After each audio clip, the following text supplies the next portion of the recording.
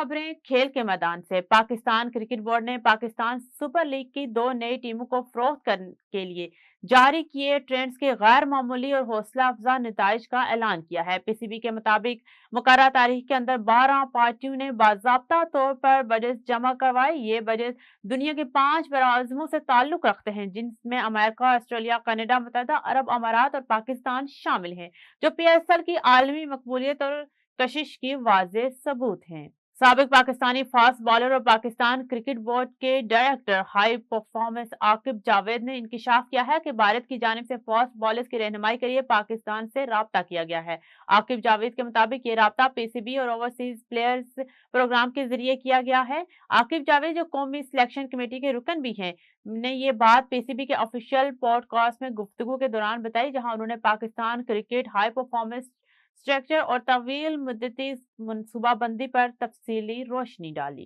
गुफ्तगू के दौरान आकिब जावेद ने नेशनल हाई परफॉर्मेंस सेंटर के किरदार पर भी बात की और खिलाड़ियों की तरक्की के लिए पीसीबी को इंजन रूम करार दिया।